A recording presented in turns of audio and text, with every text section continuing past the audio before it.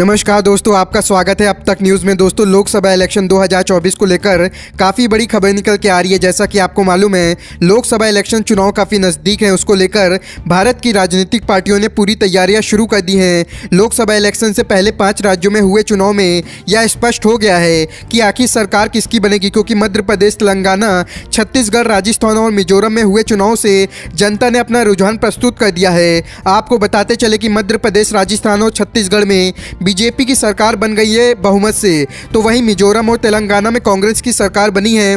दोस्तों, हमारे चैनल के माध्यम से आज लोकसभा इलेक्शन 2024 के सटीक सर्वे आपके सामने प्रस्तुत करने जा रहे हैं। इस वीडियो को देखने के बाद आपको पता चल जाएगा कि आखिर 2024 में कौन बनेगा भारत का प्रधानमंत्री। क्या राहुल गांधी का सपना होगा प्रधानमंत्री बनने का पूरा, या फिर एक बार फिर से भारत में भारतीय जनता पार्टी की बनेगी सरकार है। दोस्तों, अब की बात देश की जनता किसे सौंपेगी सत्ता। देश की जनता ने किया बड़ा खुलासा। अभी अभी आया चौंकाने वाला सर्वे। क्या देश में होगा एनडीए अर्थात बीजेपी का सुपड़ा साफ? क्या देश में बन पाएगी इंडिया अर्थात कांग्रेस महागठबंधन की सरकार? दोस्तों, आप देख रहे हैं live update Lok Sabha opinion poll 2024 के। जी हां, अभी अभी जनता के बीच से जो सर्वे सामने निकल के आया है वह बेहद चौंकाने वाला है। इस सर्वे में जनता से सवाल किया गया था कि अब की बार यानी 2024 में कौन होगा प्रधानमंत्री। क्या अब की बार देश के प्रधानमंत्री तीसरी बार बन पाएंगे नरेंद्र मोदी, या फिर राहुल गांधी का प्रधानमंत्री बनने का होगा सपना पूरा? इन सभी प्रश्नों का जवाब भी इसी वीडियो में आपको देने वाले हैं। वीडियो के अंत तक जरूर बने रहें और आज हम देखेंगे कि किस किस राज्य में किसको कितनी सीटें मिलने का अनुमान है और भारत देश में कौन अपनी सरकार बनाने जा रहा है। सबसे पहले मैं आपको थोड़े मोटे मोटे आंकड़े बता देता हूं कि लोकसभा की कुल सीटें 543 सीटें हैं और किसी भी पार्टी को पूर्ण बहुमत सरकार बनाने के लिए 272 सीटें जीतने की आवश्यकता होती है। जिस पार्टी के पास 272 सीटें या उससे अधिक सीटें होती हैं वह पार्टी अपनी राज्य और केंद्र में अपनी सरकार बना पाएगा। अपनी राय कमेंट बॉक्स पर लिख कर बता सकते हैं आपकी अब की बार देश में किसकी सरकार आप बनते देखना चाहते हैं, क्योंकि जनता की राय लोकतंत्र को मजबूत बनाने के लिए महत्वपूर्ण होती है। इसीलिए अपनी राय हमें जरूर बताएं कमेंट बॉक्स में। बने रहिए हमारे साथ। चलिए शुरू करते हैं आज का वीडियो। दोस्तों जो सबसे पहला राज्य है वो है उत्तर प्रदेश, और उत्तर प्रदेश में कुल लोकसभा की जो सीटें हैं वो 80 सीटें हैं, जिसमें भाजपा के खाते में 45 सीटें नजर आ रही हैं, वहीं कांग्रेस के खाते में 35 सीटें निकल के आ रही हैं और अन्य के खाते में कोई भी सीट निकल के नहीं आ रही है। तो यहाँ पे स्पष्ट देखा जा सकता है कि उत्तर प्रदेश में भाजपा की विजय होना बिल्कुल निश्चित है 45 सीटों के साथ। वहीं अगला राज्य की हम बात कर लें बिहार में भी लोकसभा इलेक्शन की कुल 40 सीटें हैं, जिसमें भाजपा को 14 सीटें मिलती नजर आ रही है, कांग्रेस को 26 सीटें मिलती नजर आ रही है और अन्य के खाते में एक भी सीटें नहीं आएंगी। तो यह स्पष्ट तौर पर कहा जा सकता है कि बिहार में कांग्रेस की विजय होगी। वहीं दोस्तों अगला राज्य हरियाणा, और हरियाणा में लोकसभा इलेक्शन की कुल सीटें हैं 10 है, जिसमें से भाजपा के खाते में 4 सीटें जा रही हैं, कांग्रेस के खाते में 6 सीटें निकल के आ रही है और अन्य के खाते में यहाँ पे कोई भी सीट निकल के नहीं आ रही है। तो कहना स्पष्ट होगा कि हरियाणा में भी कांग्रेस की सरकार की विजय हो रही है। वहीं अगले राज्य की बात कर ले पंजाब में लोकसभा इलेक्शन की सीटें हैं 13 और 13 में से एक भी सीटें भाजपा का खाता भी नहीं खुलेगा।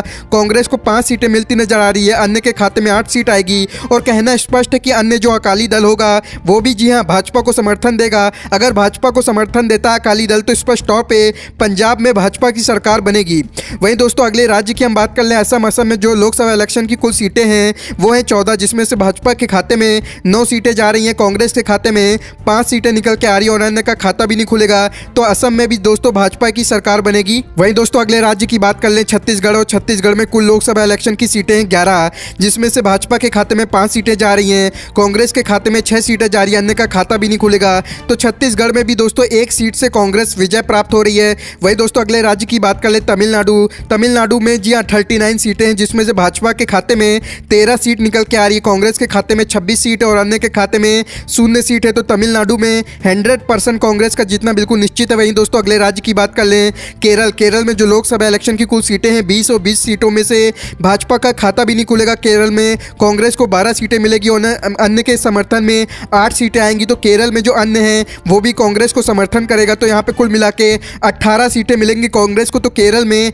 100% केरल में कांग्रेस की सरकार बनेगी। अगले राज्य की बात कर लें तेलंगाना, और तेलंगाना में कुल लोकसभा इलेक्शन की सीटें हैं 17, जिसमें से भाजपा के खाते में जाएंगी 4 और कांग्रेस के खाते में जाएगी 13, अन्य का खाता भी नहीं खुलेगा। तो तेलंगाना में भी कांग्रेस की सरकार है। और दोस्तों तेलंगाना में जो असेंबली इलेक्शन हुए थे वहाँ पे भी कांग्रेस की सरकार बनी है। चलिए अगले राज्य की बात कर लें, मणिपुर में कुल लोकसभा इलेक्शन की सीटें मात्र 2 हैं, जिसमें से भाजपा का खाता भी नहीं खुलेगा। कांग्रेस में 2 सीटें जा रही हैं, वहीं अन्य का खाता भी नहीं खुलेगा। तो मणिपुर में भी दोस्तों 2 सीटों के माध्यम से विजय प्राप्त कर रही है कांग्रेस। वहीं दोस्तों अगले राज्य की बात कर ले, मध्य प्रदेश में कुल लोकसभा इलेक्शन की सीटें हैं 29 सीटों में से भाजपा के खाते में 7 सीटें जा रही हैं। कांग्रेस को यहाँ पे विजय प्राप्त होगी 22 सीटों के महत्व से, और अन्य का खाता भी नहीं खुलेगा। दोस्तों हम बताते चलें, कांग्रेस में जो जनता है वो जी हाँ बीजेपी से काफ़ी नाराज़ है, क्योंकि जो कांग्रेस के नेता थे कमलनाथ थे और बीजेपी की तरफ से मामा शिवराज सिंह चौहान थे। लेकिन अभी जो इलेक्शन हुए थे उसमें मामा शिवराज सिंह चौहान को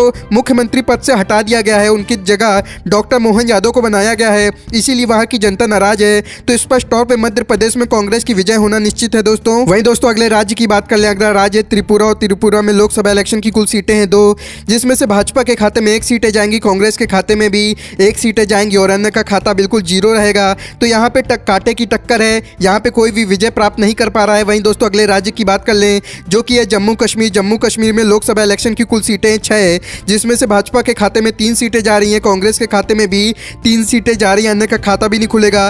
तो जम्मू कश्मीर में भी दोस्तों कांटे की टक्कर रहेगी। वहीं दोस्तों अगला राज्य मेघालय में भी लोकसभा इलेक्शन की कुल सीटें हैं 2, जिसमें से भाजपा का खाता भी नहीं खुलेगा, कांग्रेस के खाते में 2 सीटें जाएंगी और अन्य का खाता नहीं खुलेगा। तो मेघालय में 2 की 2 सीटें कांग्रेस विजय प्राप्त कर रही है हमारे सर्वे के मुताबिक। वहीं दोस्तों अगले राज्य की बात कर लें, अरुणाचल प्रदेश में भी लोकसभा इलेक्शन की कुल सीटें हैं 2, जिसमें से कांग्रेस के खाते में 1 सीट जा रही है, भाजपा के खाते में भी 1 सीट जा रही है, अन्य का खाता भी नहीं खुलेगा। तो कहना गलत नहीं होगा कि अरुणाचल प्रदेश में भी कांटे की टक्कर है भाजपा और कांग्रेस के बीच में। वहीं दोस्तों अगले राज्य की बात कर लें, झारखंड में लोकसभा इलेक्शन की कुल सीटें 14, जिसमें से भाजपा के खाते में जाएंगी 7 सीटें और कांग्रेस के खाते में भी 7 सीटें जा रही, यहाँ पे भी कांटे की टक्कर चल रही है। अगला राज्य है राजस्थान में कुल लोकसभा इलेक्शन की सीटें 25 है, जिसमें से भाजपा के खाते में 17 सीटें जा रही, कांग्रेस के खाते में 8 सीटें जा रही और अन्य का खाता भी नहीं खुलेगा। कहना गलत नहीं होगा कि राजस्थान में भी भाजपा की बम्पर विजय होगी। वहीं दोस्तों अगले राज्य की बात कर ले, गुजरात में लोकसभा इलेक्शन की जो कुल सीटें हैं वो 26 सीटें हैं और यहाँ पे भाजपा को विजय प्राप्त हो रही है 18 सीटों के साथ, कांग्रेस को मात्र 8 सीटें मिलेंगी, अन्य का खाता भी नहीं खुलेगा। वहीं दोस्तों हम अगले बात कर लें दिल्ली में जो कुल सीटें 7 हैं और भाजपा को यहाँ पे 3 सीटें मिलेंगी, कांग्रेस के यहाँ पे 1 सीट ज़्यादा मिलेगी, 4 सीटें मिल रही हैं, अन्य का खाता भी नहीं खुलेगा। तो दिल्ली में भी कांग्रेस की विजय प्राप्त होगी दोस्तों। वहीं दोस्तों अगले राज्य की बात कर लें, हिमाचल प्रदेश में जो लोकसभा इलेक्शन की सीटें हैं वो हैं 4, जिसमें से भाजपा को 2 सीटें मिलती नजर आ रही है, कांग्रेस के खाते में भी 2 सीटें निकल के आई है, अन्य का खाता भी नहीं खुलेगा। वहीं दोस्तों अगले राज्य की बात कर लें, उड़ीसा में कुल लोकसभा इलेक्शन की सीटें हैं 21 सीटों में भाजपा के खाते में जी हाँ 2 सीटें जा रही है, कांग्रेस के खाते में 3 सीटें जा रही है और अन्य का खाते में टोटल 16 सीटें जा रही हैं। तो उड़ीसा में भी यहाँ पे कांग्रेस को समर्थन मिलेगा, अन्य का तो कहा जा सकता है कि उड़ीसा में भी कांग्रेस की सरकार बनेगी।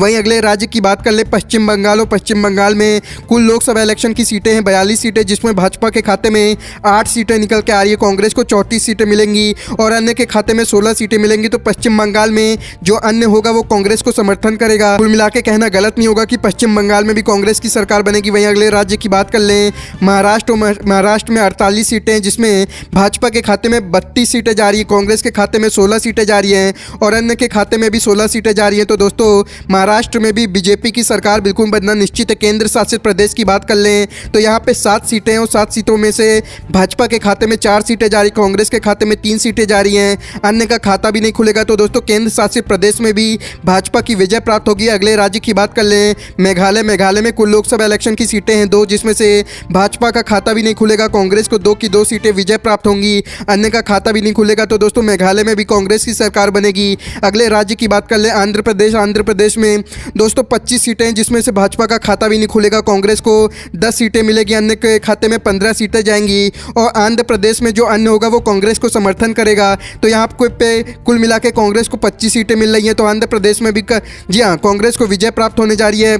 तो कुल मिला के दोस्तों हमारा जो सर्वे नतीजा निकल के आ रहा है, लोकसभा की जो कुल 543 सीटें, उसमें से भाजपा के खाते में 204 सीटें निकल के आ रही है, कांग्रेस के खाते में 286 सीटें निकल के आ रही है और अन्य के खाते में 53 सीटें निकल के आ रही हैं। तो हमारा जो रुझान है, हमारा जो सर्वे उसके मुताबिक इस बार लगता है कि राहुल गांधी का प्रधानमंत्री बनने का सपना पूरा होगा। दोस्तों, आपकी राय क्या है? कमेंट बॉक्स पर आप अपनी राय बता सकते हैं। क्या इस बार प्रधानमंत्री बनने का राहुल गांधी का सपना पूरा होगा या फिर एक बार फिर से माननीय मोदी सरकार की विजय प्राप्त होगी? अपनी राय कमेंट बॉक्स पर दे, वीडियो को लाइक करें, चैनल को सब्सक्राइब करें। दोस्तों, लोकसभा इलेक्शन से पहले 5 राज्यों में हुए चुनाव में यह स्पष्ट हो गया है कि आखिर सरकार किसकी बनेगी, क्योंकि मध्य प्रदेश, तेलंगाना, छत्तीसगढ़, राजस्थान और मिजोरम में हुए चुनाव से जनता ने अपना रुझान प्रस्तुत कर दिया है।